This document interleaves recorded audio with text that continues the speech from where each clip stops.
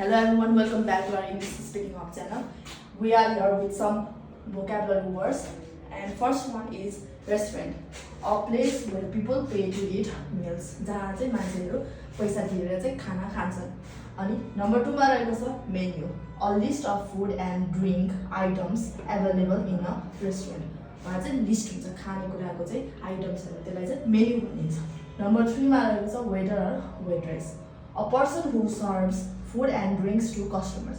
जसलाई चाहिँ मान्छेलाई चाहिँ कस्टमरलाई चाहिँ फुडहरु ड्रिंक्सहरु चाहिँ दिन्छन् वा सर्भ गर्छन्, उहाँहरुलाई चाहिँ वेटर अर वेट्रेस भनिन्छ. नम्बर 4 मा रहेको छ सेफ. सेफलाई चाहिँ a professional cook, specially the main cook in a restaurant. रेस्टुरेन्टमा चाहिँ जहिले नि एउटा सेफ हुन्छ अनि उहाँहरुलाई चाहिँ सेफ भनिन्छ. अनि रिजर्भेसन, नम्बर 5 मा रहेको छ reservation, a booking a table in advance.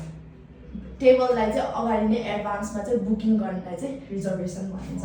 Number 6 मा रहेको छ bill or check, a statement of the total cost of food and drinks to customers. अब रेस्टुरेन्टमा गएर खाना खाइसकेपछि त अब उहाँहरुबाट त अब लिस्ट पनि पाइहाल्छ, हो त्यसलाई चाहिँ बिल अर चेक भनिन्छ. अनि 7 मा रहेको छ appetizer or starter, a small dish eaten before the main meal. हामीले चाहिँ मेन मिल खानुभन्दा अगाडि खानेलाई चाहिँ एपेटाइजर अर स्टार्टर पनि भनिन्छ. नम्बर 8 मा रहेको छ main course or entry, the main or largest part of the meal. यो भनेको चाहिँ मेन अर द अलि बढी नै पोर्सनमा भएको मिललाई चाहिँ हामीले मेन कोर्स अर एन्ट्री भनिन्छ. नम्बर 6 मा रहेको छ डिजर्ट. डिजर्ट भनिन्छ.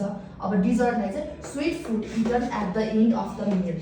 एक्जाम्पल केक अर आइसक्रिम, जुन चाहिँ हामीले खाना खाइसकेपछि त्यसलाई चाहिँ हामीले खान्छौँ, त्यसलाई चाहिँ हामीले डिजर्ट भनिन्छ, जस्तै कि केक वा आइसक्रिम.